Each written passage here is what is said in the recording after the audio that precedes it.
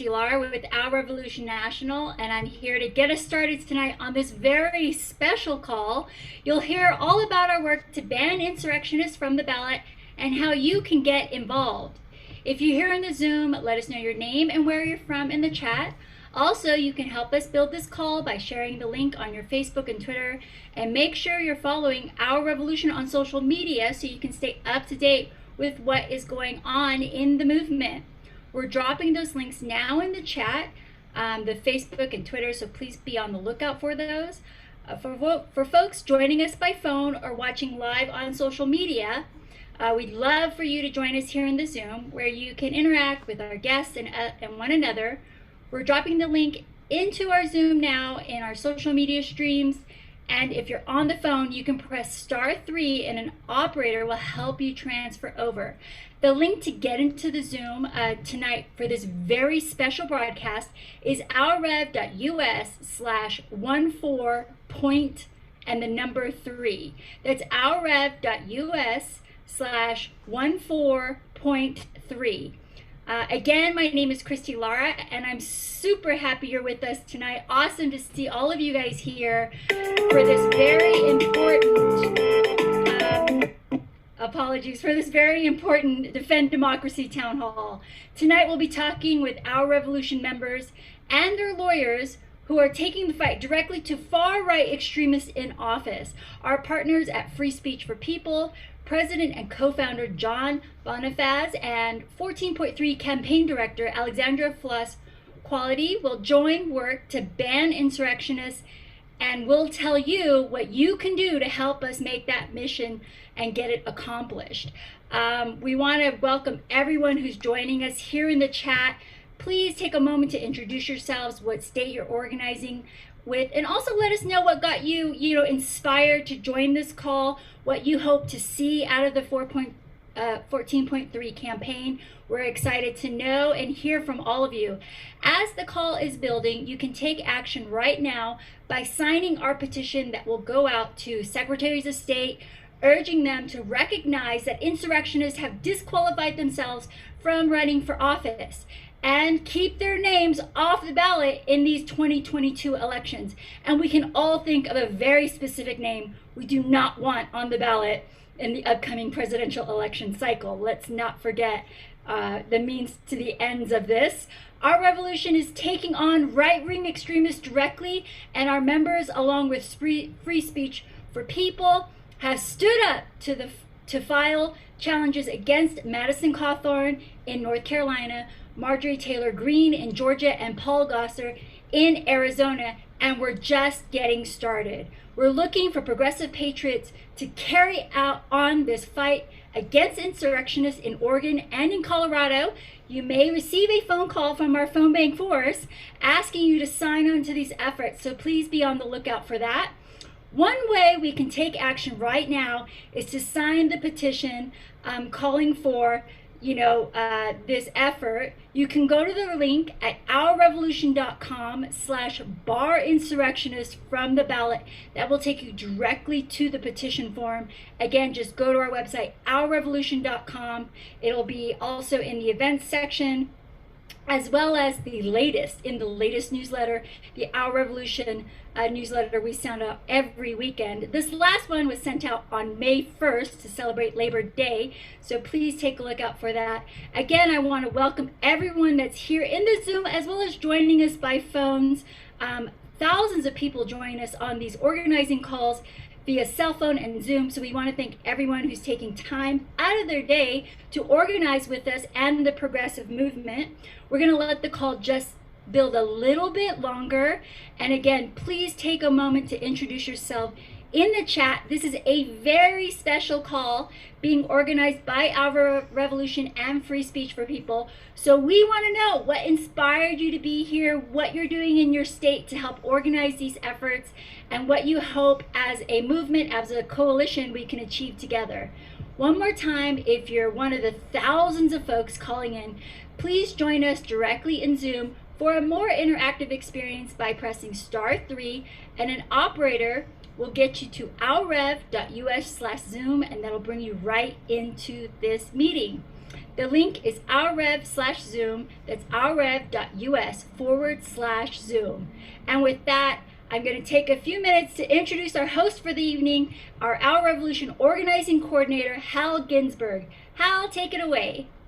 Thank you so much, Christy. It's great to talk to you. It's great to hear your voice this evening, and I always enjoy the introductions. You really bring a great, excited spirit and pep to these calls. So we really love the tone. Thank you so much, Christy. It's just always been an honor to work with you and the entire team here at Our Revolution. And I've got a new team I'm working with as well. We're going to meet some of the folks at Free Speech for People in just a moment at our special 14.3 Defend Democracy Town Hall. Tonight, we're going to dig into that campaign, the 14.3 campaign. That's to bar insurrectionists from the ballot in accordance with the Constitution. And what part of the Constitution? Well, Amendment 14, Section 3. It states that any elected official who aids a violent rebellion against our government cannot hold office going forward. You're just barred. You're disqualified. It's that simple.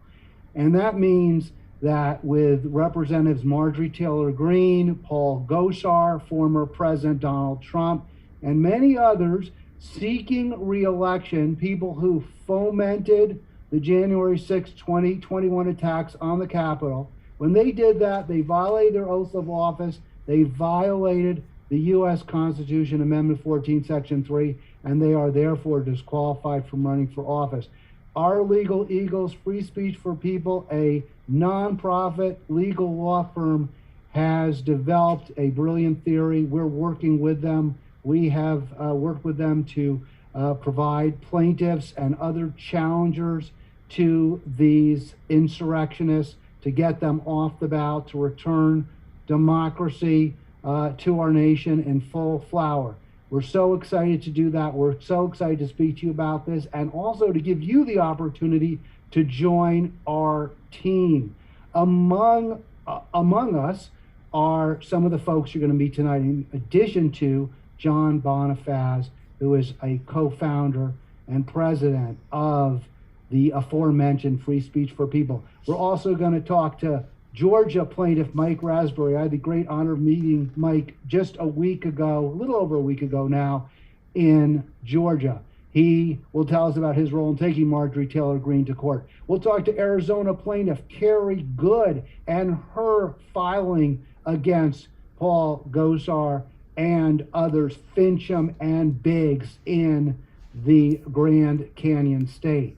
I was really delighted to get to speak earlier today to both Carrie and Mike, and also Anna Dralios in Pennsylvania and Virginia Tagle in North Carolina, two great progressive activists I've had the really great fortune to meet and work with as part of our 14.3 campaign. They are taking action with rallies, letters to their chief election officials, outreach, and others to bar the oath breakers from the ballot. So just real quick, you see a couple of different routes we're taking. The legal route with Free Speech for People, filing actions, bringing challenges in court, and also street heat, pressure on the election officials to do their job. They don't need to be told. They don't need a court order. But of course that would help. But they can do it on their own. They're tasked with, in fact, that's their duty under the law.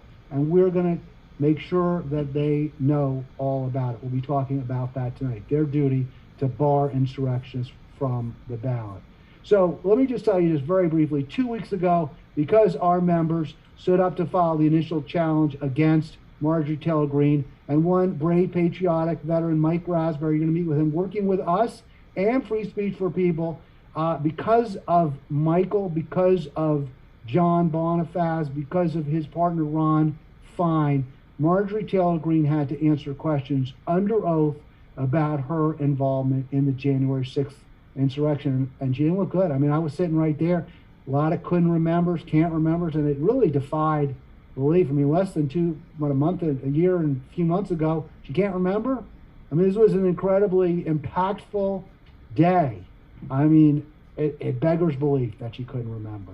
The outcome of that case, it's pending, will reverberate beyond Georgia, CNN wrote, reporting on our multiple challenges in the works. And they noted these complaints could well be lodged, doesn't take a genius to figure this one out, against former President Trump.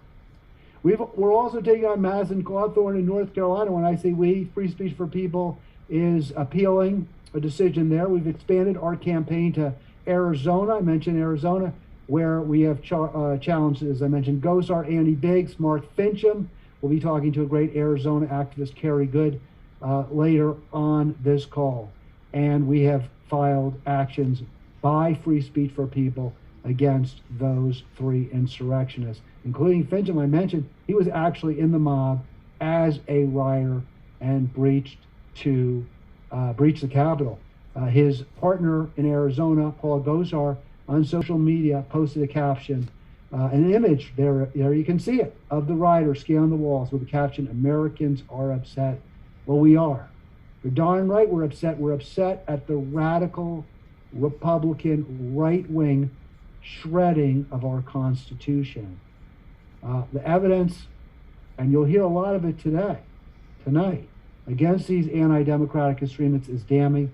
And yeah, hell, we're upset. We're angry. We're furious. We want this to end. We want our country to be taken back by the people.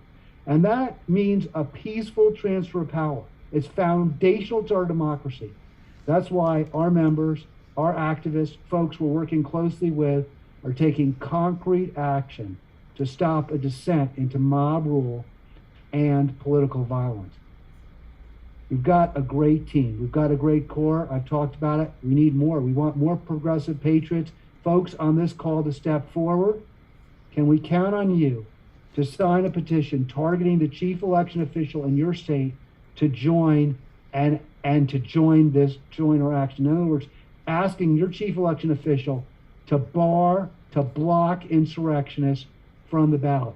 The links are in the chat, and we'll see more of those, both to bar insurrectionists and to become, I mentioned, a democracy defender. So I went on a little long. People who have heard me in the past can't be surprised by that.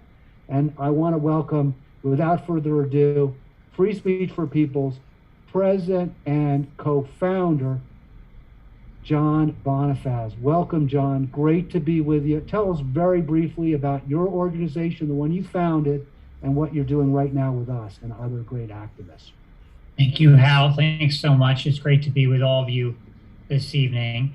Free Speech for People was launched on the day of the U.S. Supreme Court's ruling in Citizens United v. FEC more than a decade ago, a ruling, as we know, that shredded the whole precedent of corporate money not being allowed in our elections, undoing a century of that precedent. And we have been involved in multiple fights for our democracy ever since, fighting to challenge big money in politics, to challenge voter suppression and voter intimidation, to challenge corruption in power, and now to challenge these insurrectionists who are seeking to be on the ballot after having taken an oath of office and engaged in insurrection in violation of Section 3 of the 14th Amendment. We're proud at Free Speech for People to be partnering with our revolution in this fight, and we're proud to be working with all of you on this call in this campaign to ensure that the mandate of Section 3 of the 14th Amendment is upheld. Just to start with a little bit of background on why this provision is so critical in our Constitution. This was part of the 14th Amendment enacted after the Civil War during the Reconstruction era, and it was designed to address this particular provision of the 14th Amendment was designed to address the ex-Confederates who were in positions of government power or who sought positions of government power. And the framers of the 14th Amendment were quite clear that if you had taken an oath of office to defend the Constitution, and then you turned around and engaged in insurrection, the first insurrection in our nation's history was the Civil War, you are forbidden from ever holding public office again. And as a result of the enactment of that amendment to the Constitution, members of the Confederacy were removed from positions of government power. Half of the Tennessee Supreme Court was removed. People across the country faced accountability for their role in the insurrection. Now we have the second insurrection in our nation's history, January 6, 2021. And there are people who took an oath of office to defend our Constitution and engage in that insurrection and are now trying to appear on the ballot again. And this time, the mandate of Section 3 of the 14th Amendment must be applied again. And that includes Madison Cawthorn, it includes Marjorie Taylor Greene, it includes Andy Biggs, Paul Gosar, Mark Fincham, and there are others in this country who are seeking to be on the ballot who fit that category. And of course, it includes the inciter-in-chief, Donald Trump, should he seek to run again. So I fully agree with what Hal has said at the outset here. There are parallel tracks here of what is happening in this campaign. One track are the legal challenges that we have filed in North Carolina and Georgia and Arizona, and you're going to hear from voter challengers who are at the forefront of these challenges tonight.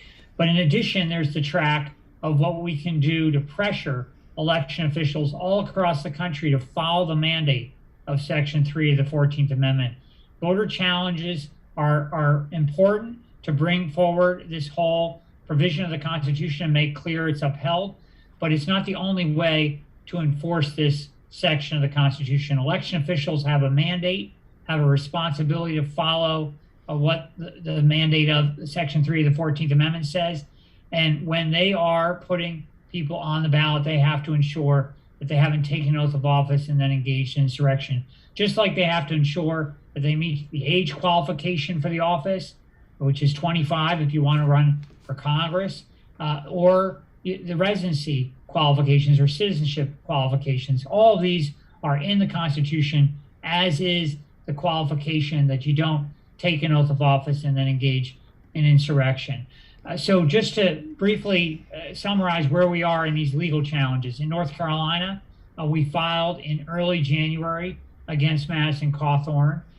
We ended up facing a challenge by Cawthorn in federal court, seeking to block the entire proceeding from going forward before the North Carolina Board of Elections. A courageous group of voters in his prior district that he sought to run in, the 13th Congressional District, had stood up to challenge him. And then when he moved over to the 11th Congressional District, new challengers came forward from that district to challenge him. And a judge, a Trump appointee, Judge Richard Myers in the Eastern District of North Carolina, federal court there, ruled that the Amnesty Act of 1872, which provided amnesty to some ex-Confederates after the enactment of the 14th Amendment, that somehow applied prospectively to all future insurrectionists as well, that it covers the ex-Confederates and it covers the Madison Cawthorn 150 years later. This was an absurd ruling, has no basis from the legislative history in the text of the Amnesty Act or the 14th Amendment, nor can Congress amend the Constitution by passing a statute. That's not how we amend the Constitution, as we know. And yet, that's what ended up blocking, at least temporarily, this proceeding from going forward before the North Carolina Board of Elections.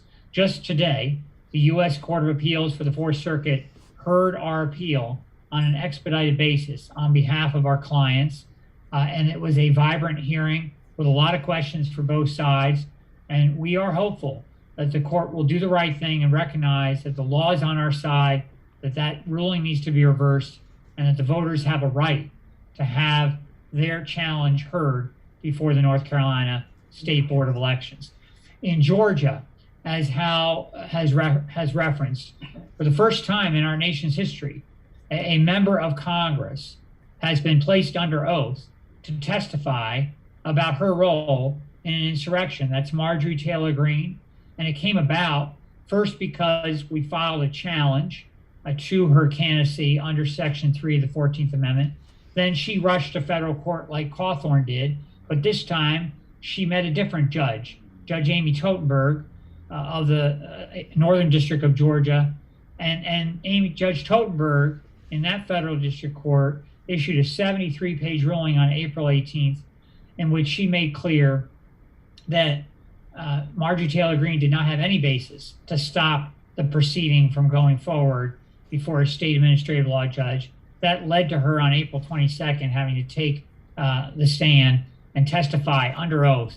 And as Hal said, she kept saying, I couldn't recall, I don't remember, more than 80 times to questions ranging from whether or not she was in contact with people leading up to the insurrection who were planning the pre-attack rally, to whether she knew there would be violence that day, to even whether she had discussed imposing martial law, urging Donald Trump or anyone in the White House to impose martial law to try to keep Donald Trump in power. And yet the following Monday, April 25th, texts came forward that revealed that in fact she had that very conversation with Mark Meadows, the former Trump chief of staff, urging that Donald Trump impose martial law to try to stay in power 3 days before the inauguration. That matter is pending before the Georgia State Administrative Law Judge. After he rules and makes a recommendation to reject either the challenge or to accept it and disqualify her, then it goes to the Secretary of State, who must have to decide, Brad Raffensperger, whether or not to put her on the ballot, and then either side can appeal into the Georgia state courts. And finally, in Arizona, we filed very recently a challenge to Andy Biggs, Congressman Andy Biggs, Congressman Paul Gosar, and State Representative Mark Fincham, who's running for Arizona Secretary of State, on the grounds that all of them as well engaged in this insurrection in different ways. And in that case, a Maricopa County Superior Court judge consolidated all the cases before him and decided that there would be no evidentiary hearing whatsoever on the grounds that, first, there was no private right of action, he found, for the voters to bring this challenge. They can challenge age qualifications, he said. They can challenge residency qualifications, but they can't challenge something as he saw it as a disqualification. He drew a distinction between qualifications and disqualifications. It's not a ruling that makes any real sense. Both of these kinds of qualifications exist in the Constitution, and we are appealing this before the Arizona Supreme Court. The second basis of his ruling was that the qualifications clause of the Constitution, which says that Congress and only Congress can decide who shall be seated, means that a state has no basis whatsoever to decide who goes on the ballot, who's running for Congress. As a result of his ruling, a 14-year-old can now run for Congress in Arizona and appear on the ballot, and there's no way the state can regulate that. They have to wait for Congress to decide whether or not that 14-year-old gets seated, or a foreign national can show up and run for Congress in Arizona, and the same result occurs there. No basis for the Arizona authorities to not place that person on the ballot. So we have an appeal before the Arizona Supreme Court on both of those counts. And on the merits, we believe it should be reversed, and we should go forward with evidentiary hearings against Biggs, Gosar, and Fincham. But I'll just close out in saying that these legal challenges are part of this campaign, but they're not the only part. And as I said at the outset, we all have a role we can play here with respect to ensuring that election officials do their duty all across the country and uphold the mandate of Section 3 of the 14th Amendment, the insurrectionist disqualification clause. And we must stand up to defend our democracy at this critical moment in history. Thank you. All right, John, thank you so much. And as we've mentioned, we just really love working with Free Speech for People, and the legal eagles there are just unmatched. So it's great to work with them. And we're not saying goodbye to Free Speech for People tonight. We are saying goodbye for now to John, but we'll be speaking to his compatriot, Alexandra Flores-Quilty, a little later on the call. So I'm really looking forward to that as well. And I also just want to commend all the folks who are putting volunteer in the chat. And I'm so pleased that we have a Coloradan. We've been looking for somebody from Colorado to help us challenge Lauren Boebert. So I'm really, really excited that we're going to expand into the Centennial State there. And you can tell I like to use state nicknames when I talk. All right, and now let's go down from I guess it's not south, right? It's Four Corners, but southwest of Colorado to Gilbert, Arizona, and Carrie L. Good. Carrie, good evening. It's great to see you. Hi there. How are you, Al? I'm well. I guess I should say afternoon because you're in the Pacific time zone there. No, So it's nighttime here, I guess. Almost 6 o'clock. is it in Gilbert? Yeah. And that's near Phoenix, is that right? That's correct. Is one of those guys that we talked about, and they are all guys, Gosar, Biggs, or Fincham, do they represent you? Biggs is my congressman, unfortunately, yes. And Mark Fincham is not my state rep, but he is running to become our Secretary of State in charge of all of our elections. Just imagine that. What could Not go something I wrong? want to imagine, but No. if you have a question for Carrie, you can put it in the Q&A in the Zoom or on the phones. Please press star 3 for an operator to pass it along. So just briefly, Carrie, unfortunately we don't have that much time, and I'd love to talk to you for all night, but tell us a little bit about your activist background and then why you decided to join the 14.3 campaign. Well, I wasn't an activist until we moved to Arizona. And when we moved here, Sheriff Joe Arpaio was actually the sheriff in Maricopa County. I'm sure everybody knows who he is. And I started thinking, well, I had some time. I was only working part-time, so I would, make phone calls for his opponent, Paul Penzone. And Penzone did not win that year, but it got my foot in the door. And then the next election came up, and Hillary was on the ballot, and also Paul Penzone again was running against Joe Arpaio. So, I started getting involved. I was making phone calls and stuff like that. But I have to say that once Donald Trump won for president, that was it. I couldn't sit still anymore. I couldn't just sit here and complain anymore. I felt I wasn't doing enough. I got involved in in my local legislative district, my Democratic district here, because I am a Democrat.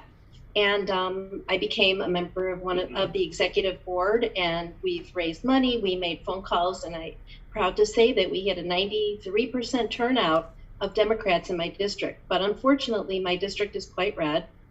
And so now I'm still active. I was asked to become a plaintiff in this lawsuit, and I was proud and honored to be a plaintiff, as was my husband, Jim.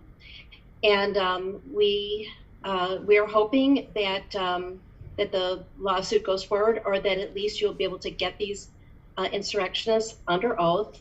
But I have to say that I am embarrassed, I am distressed, and I'm outraged that these people represent me in Congress. I mean, I don't even know what else to say. In fact, right before the call started, I got a call from Andy Biggs. Must be holding one of his town halls on the phone. He doesn't even meet with his constituents in person ever. You can never get a hold of him. First of all, that's just amazing organizing, and I want to say, Carrie, good for you. And I'm glad you got my joke. Somebody has to. If I tell it to 200, 300, 5,000 people, one person will snicker. Carrie, what's your advice? We're going to have to move on in a moment to Georgia, but real quick, we do have folks who are interested in taking on Boebert in Colorado. Do you have advice for them? Well, absolutely. You should be supporting their opponents. Whoever's running against them, support them. They need money. They need volunteers. They need people to make phone calls. And as far as supporting these lawsuits, support this organization. I'm sure they need contributions. They need volunteers too. It takes everybody. This is a lot of work. This is not easy work. It's very difficult. In fact, you really are swimming upstream. You're fighting against the establishment, basically. Well, I want to thank you again so much, Carrie. And I also want to just welcome T. Gosar in the chat, who has identified themselves as that Paul Gosar is their brother. So that's pretty cool. We got T. Gosar on this call, and we'll be reaching out to you as well. And Carrie, I look forward to working with you again soon. Thanks so much for being on this call. Let's move back east to Mike Raspberry, my friend. Mike, we met in beautiful Hotlanta. You're from Chattanooga, right outside Chattanooga. Tell us about your role in taking Marjorie Taylor Greene to court. And welcome, Mike. There you are with your clusters, your medals. We spent a couple of days there in Atlanta. Free Speech for People was able to have Judge Totenberg. They impressed her, and she said Marjorie Taylor Greene needs to go and answer questions under oath. It was a day to behold. Free Speech for People lawyers, because I was at the federal hearing and then administrative hearing, so I got to know them, and they're well prepared. They knew what to ask. Marjorie Taylor Greene didn't have an answer for anything. She didn't know.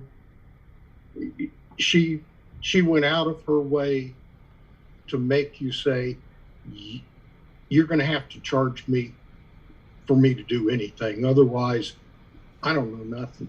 I mean, she was Sergeant Schultz all over again.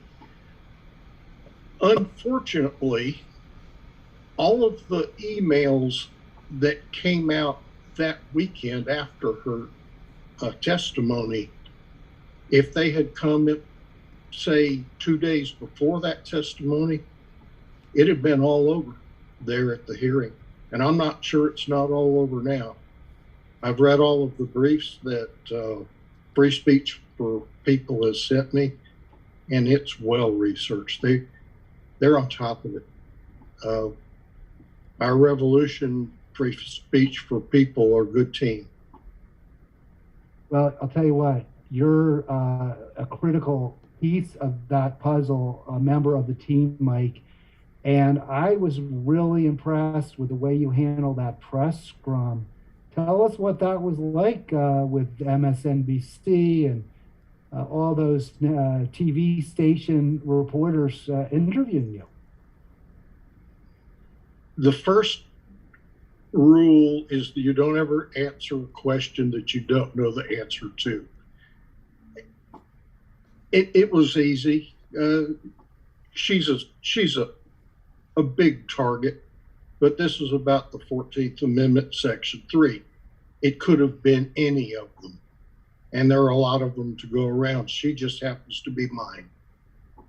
So, Mike, you were a helicopter pilot in Vietnam. Which took more courage, getting in that chopper or getting in the courtroom where you know there's going to be a lot of folks from your Northwest Georgia district who aren't going to be real thrilled with you?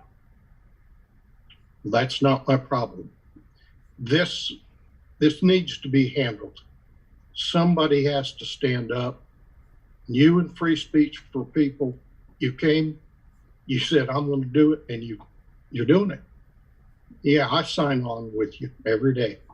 All right, man. Well, listen, it was great meeting with you. It's great talking to you again tonight. Mike, we'll work together again soon on this action and hopefully others as well.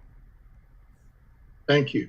All right. Thank you so much, Mike Raspberry from Georgia 14, where Marjorie Taylor Greene is currently the representative, but with fingers crossed, not for much longer. And heck, even if she wins that hearing, let's see, we can expect some good. Hopefully, we can hope for some common sense from the voters. I do want to move on, but I also saw an interesting question. When can we expect insurrectionists like MTG to be disqualified from the ballot based on the January 6th violence? That's what we're working on right now, Justin. That's what we're pushing.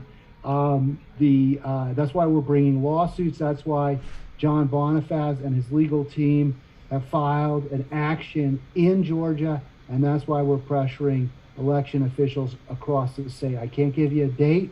We are expecting a decision relatively soon in Georgia, but that will not be the last word by any means. It will only be a recommendation, and then we'll go from there. So I do want to move on. We are just at the 9 o'clock hour here on the East Coast, so let me welcome Virginia Tagle, another friend I've made over the course of this campaign. Virginia is There she is. She led the first action as part of our 14.3 campaign. And you can see the weather was a little cooler there. What was it? It was about 20 degrees, Virginia.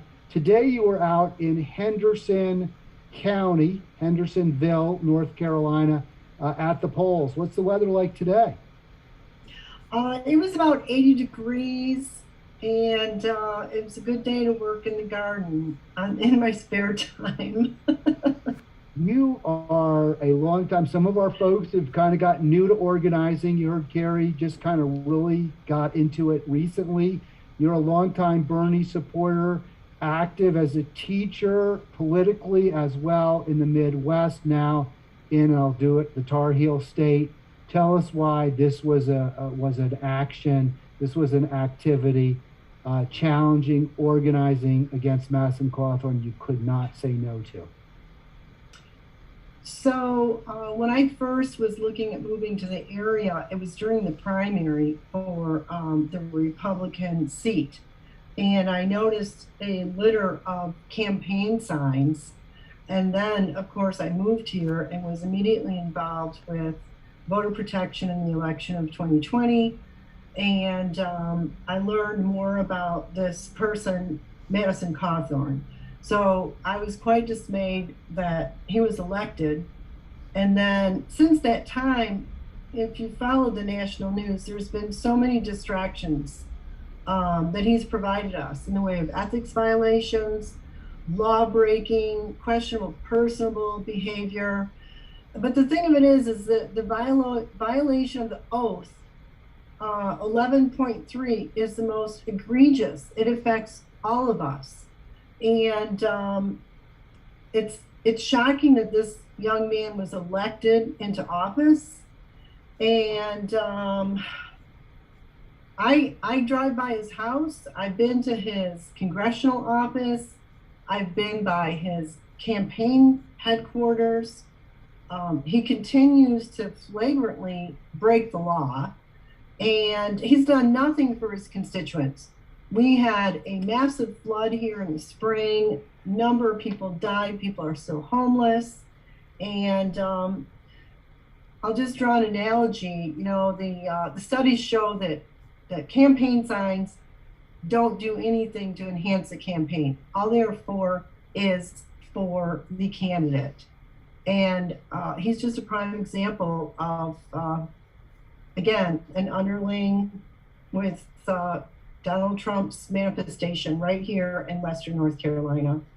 So he needs to be gone. He needs to be off the ballot. And again, our focus, as you know, in the 14.3 campaign is the violation of the U.S. Constitution. And while some of the targets, some of the people we challenge, we may look at their records and not necessarily be thrilled with them, that is not the legal basis for the challenge. It is that oath breaking, it is that violence, that action against the peaceful transfer of power, Virginia, and the desire, the not just the desire, the actual action to seize power contrary to the will of the people.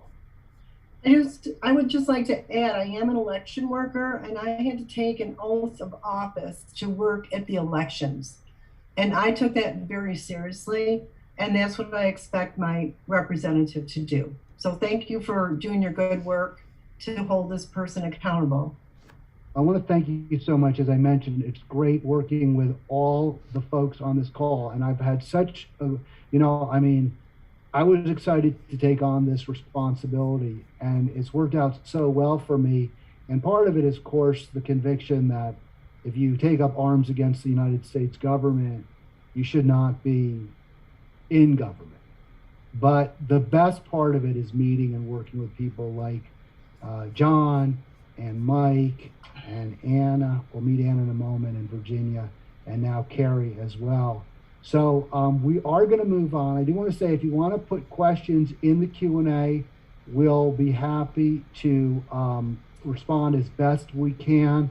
And I think John did respond to that question about the Arizona Maricopa judge. How can you vote someone in based on qualifications, but not kick them out of the ballot for disqualifications? And yeah, I mean, it's just the question is whether they, if an election judge doesn't want to follow the law and doesn't want to take a stance that they think might be unpopular or at a minimum controversial, then we know judges will find a way out, and we're here to stop them from doing that, hold them accountable. So now I want to move to Anna Dralius. Anna Dralius in Harrisburg, Pennsylvania. And Anna, first of all, good evening. Thank you so much for joining us. And maybe you're muted. I'm not sure. I know I saw you earlier. Thank you for having me, and thank you all for joining us in this very important action that we need to take. So Anna, we met back in, I think it was February, and it was also a pretty, chilly day in Harrisburg on the step right in front of the Secretary of Commonwealth's office building, and we had a real nice crowd. Tell us why you were part of that and why you helped organize that group. Okay, well, I had an interesting childhood. I grew up in communist Albania, where we had no freedom of speech, freedom of religion, freedom to vote for whoever we chose. As a child, we risked our lives to escape to Greece for these freedoms that we take for granted here in the United States. Right now, authoritarian leaders like Putin see freedom as dangerous, and they're willing to kill innocent people, as they're doing in Ukraine, to kill democracy. And this is sort of what's happening here in the United States. Democracies are fragile, and they should be protected. And right now, our democracy is in peril. This is not a partisan issue. This is not a left and right issue. We should all be scared, and we should all work to protect our elections and our democracy. These representatives, these members of Congress, perpetuated the big lie about the 2020 elections being stolen. But what worries me is about our future democracy and our future elections. Our democracy barely survived the 2020 elections. What will happen in 2024 if Trump is elected president? We have to think of the future of our democracy. Well, Anna, I don't want to belabor this. Again, I've got a question or two for you. I want to tell folks, if you want to join Anna and all the other great organizers and activists and our revolution members as we challenge the insurrectionists, please you can type volunteer right in the chat. We'll follow up with you. But also, we do have a petition. If you're in one of the states where we've got targets, and that does include Anna's state of Pennsylvania, I'm going to put that in the chat right now. We've got a survey we can do. We've also got petitions you can sign, and you can also volunteer as a democracy defender. So those are all great options. In Pennsylvania, Anna, we did get a response from your Secretary of Commonwealth, Lee Chapman, to our demand that she bar Doug Mastriano and look into Scott Perry. What was her response? She said that she did not, she did not have the authority to stop or to disqualify people from getting in the ballot. But we believe that she does have the authority, and we will continue pressuring her. We're not going to stop. We have a petition going on, as you said, Hal, that's going across the state. People are signing, urging Secretary Chapman to disqualify Mastriano, Representative Mastriano, from the ballot. Mastriano, he is one of the representatives who named a slate of alternate electoral college electors for Trump.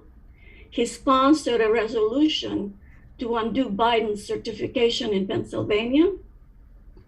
And he organized buses to the Capitol on January 6th and was seen outside of the Capitol on that day. To me, that is being an insurrectionist, and he should not be in the ballot. He's running for governor of Pennsylvania. So this is unacceptable. He cannot be our governor. And you have real concerns about Scott Perry as well, and you want Secretary Chapman to investigate his role. And tell us briefly, if you can, why you're very concerned about Scott Perry. Okay, Scott Perry he leads the right-wing House Freedom Caucus, and we believe that he's dangerous. We believe that there is, especially with the news that we've gotten recently, with all the texts that came out, and we believe that there's incontrovertible evidence that he conspired a coup, and I think he needs to be investigated, but I think he also needs to be, there should be a lawsuit against him. He sought to reverse or delay the certification of Joe Biden's victory. He pushed for the investigation of the debunked claims that China had hacked the Dominion voting machines. He approved alternate electors.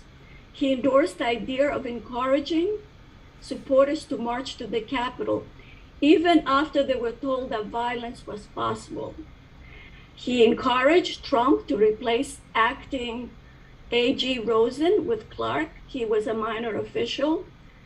And as Trump said, I don't know if you remember this, all the AG had to do was say that the DOJ, the Department of Justice, was investigating Georgia's election results, and Trump's members of Congress would do the rest. And guess who one of Trump's members of Congress was? Perry, among Jordan and the others. He tried to pressure the Department of Justice into corroborating false claims about the voting machines being corrupted. And of course, in Congress, he led the objection to certifying the election results in Pennsylvania hours after the violent mob attack. Wow. Well, you are a good prosecutor. You're a great prosecutor. You laid out a very powerful case on Adralios. And I, again, am in awe of the organizers on the ground who are so knowledgeable and have taken it upon themselves to just become the experts on these insurrectionists. Anna, thank you so much. We'll work together soon. I'll be up there in Harrisburg working with you guys, and I look forward to it. Thank you. And we are going to now move on. We have spoken to our great on-the-ground organizers, and now I want to speak to and bring on John's partner, Alexandra Flores-Quilty. And Alexandra, I don't ever remember titles, so what? You're like the policy director or something over there. I don't know what it is. So here's Alexandra, and there she is speaking in the slide. So tell us, Alexandra, how much you're enjoying working with these great folks. Yeah, absolutely. It's inspiring this evening to be joined by so many of the leaders from across the country who have bravely stood up and taken action in this really critical time in our democracy. And it's been an absolute honor, not just this evening, but for the last few months now, several months almost, that we've really been working on this campaign and working with leaders from across the country. And we know that this is just the beginning, that this is a really critical fight, and that our democracy needs us to stand up and speak loud and clearly of what we will not tolerate, and that we must have accountability. And I think that this campaign is so important right now for so many different reasons. But, when we talk about the January 6th insurrection, folks might ask themselves, should we just wait for the Department of Justice to take action? Should we just wait for the House Select Committee to continue its process? And while the efforts underway there are important, and especially at the House Select Committee, we continue to learn. Feels like every day we learn new egregious information about different people's roles, different insurrectionist roles in the January 6th insurrection. But that being said, in order for us to see true action, we haven't seen that much accountability or action yet. And at the same time, we see the insurrectionists who have violated this critical provision of the Constitution are seeking the ballot now. And, this is written in our Constitution for a reason, and the people that need to enforce that are actually us. We need to demand that secretaries of state and chief election officials do their job and uphold the Constitution. And, to be frank with you all, we know that it's not a low-lift ask to ask, a Secretary of State to enforce this part of the Constitution, which hasn't needed to be enforced for, well over a century. However, it is the right thing to do. And what's really going to give them that motivation, potentially the cover, is really having a large chorus of people, of voters from each state, really demanding loud and clear that enforcement of Section 3 of the 14th Amendment needs to happen. So imagine that, we have a national movement that, we're already building now. All of you, the hundreds of folks who are joining in via Zoom, the hundreds of folks who are joining in via other platforms right now, we're building this movement. We have been building it, and we need to continue to build it, because it's really going to take a movement in order for us to see accountability for those insurrectionists who really launched an assault on our democracy. And as John and others have stated, the legal efforts of this are important and are impactful. But really, where what we can all do, and where this is actually going to come down to in a big way, is actually everyday people calling on their secretaries of state and chief election officials to bar Trump as the insider in chief and the other relevant insurrectionists, calling on them to bar them from the ballot. And you don't need to launch a legal complaint to do that. Every Secretary of State, even if those who are trying to, skirt their responsibility because, they're afraid to take action, they have the power to do that right now, right? If someone who's, 17 years old tries to run from office, it will be the Secretary of State's office in that particular state that will not allow them to appear on the ballot. Or if someone is not a citizen and citizenship is required, or then they'll not allow that person to appear on the ballot. Or if there are other qualifications of, living within the relevant district or state, et cetera, they already do this. So if someone has violated this key provision of the Constitution, they have the power and they can do this. But it's really going to take us making a loud and clear demand that we need them to uphold the Constitution. And so this is why we need to launch statewide campaigns in every single state in the country. And I say statewide because where the decision-making really lies, if it hasn't already been clear, where that lies within our democracy of barring people from the ballot come down to secretaries of state and states and chief election officials. So each one of us has either a designated person or a board of electors within our designated state, and we have resources for you to know who's the decision maker in your state. So we can launch statewide campaigns in every single state in the country to put pressure on these folks and get them to do their jobs. And the first action that everyone can take right now, right here on this call, is to sign the petition. So we're going to put the links for the petition there in the chat right now. If you have not already signed it, please do. And we also have launched statewide specific petitions for states where there's already been a kickoff of a statewide campaign, where there's already folks there, like some of the folks that we just heard from this evening, who are standing up and actually taking leadership and organizing a strategic, coordinated statewide campaign to really call on and urge those chief election officials to take action. So we have some of those statewide specific petitions, but there's also a national petition that every single one of you can sign. And this is really important. It's an easy and very impactful way to really show and put pressure on these folks that this is the will of the people, that there is a public mandate for them to bar these insurrectionists from the ballot.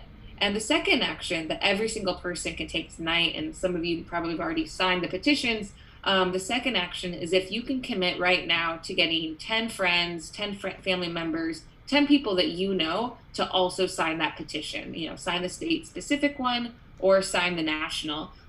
Doing that will really help us ramp up those numbers. And when we hit critical mass of numbers in these key states, we're going to go to those chief election officials. We're going to do a petition delivery, and we're really going to be able to make a public demonstration about that this is the public mandate that they need to bar insurrectionists from the ballot. And then in addition, after you've signed up on the petition, that you've gotten 10 folks or 10 friends to sign, if you can do more, great. Next, we'll follow up with you and we'll ask if you're willing to take further action with us in your state.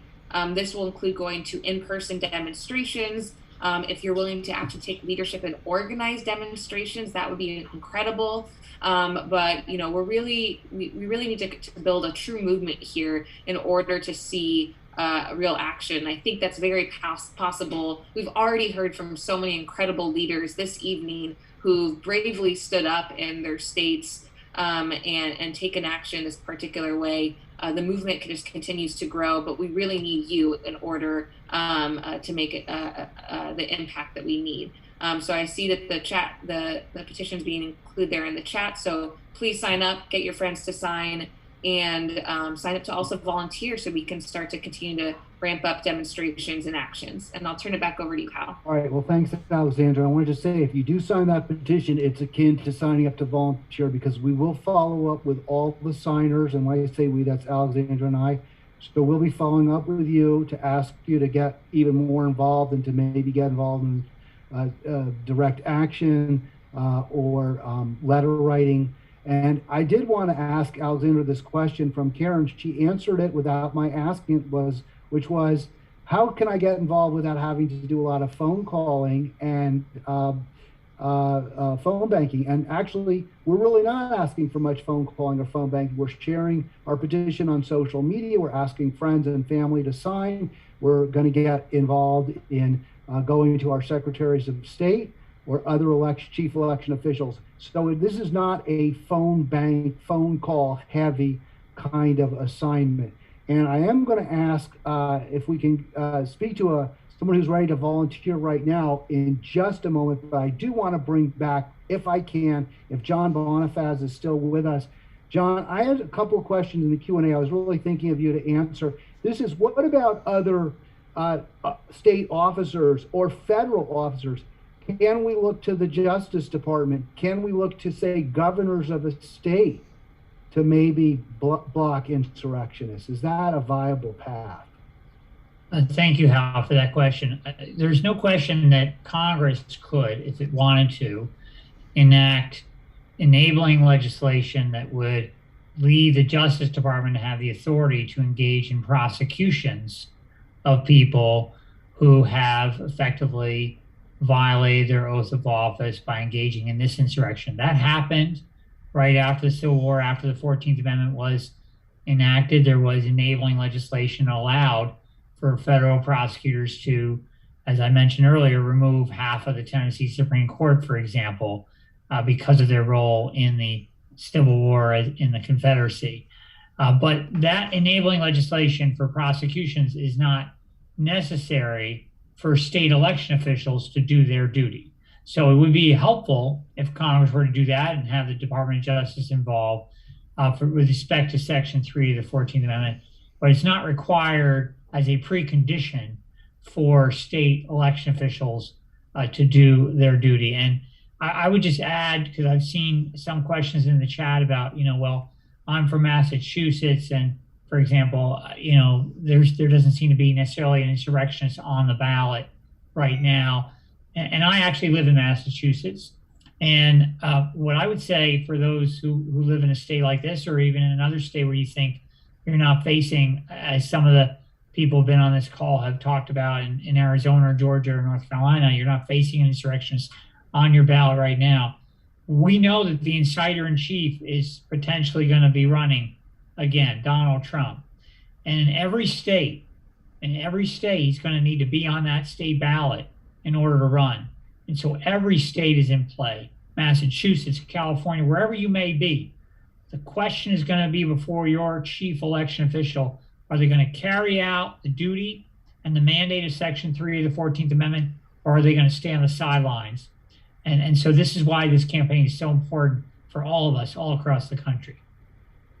Thank you so much. Great talking to you. And before we close out this call, I am going to ask for someone who would like to volunteer and who is already getting involved in our campaign to speak up. So do we have Kristen Magus? I know you have indicated that you are already involved and you want to become even more involved. Kristen in Oregon, tell us real quick about your steps to hold accountable Trump in the Beaver State there, Oregon.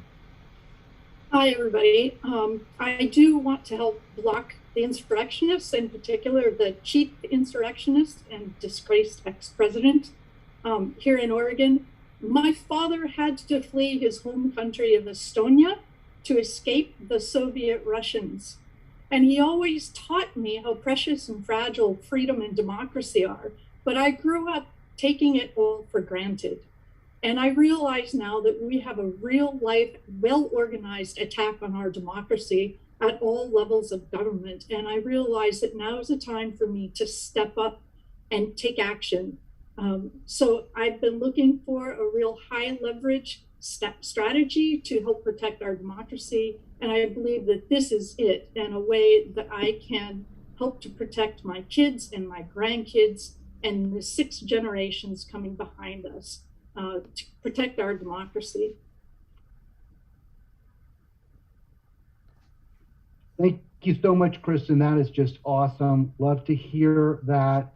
And we are now going to let you folks go and enjoy the rest of your evening. We will wrap with our chant, which is, as you know, it's a call and response. I'll say, when we organize, We win. we win. When we organize, We win. have a great night, everybody. Thank you so much. And we'll continue to organize together to block insurrectionists from the ballot.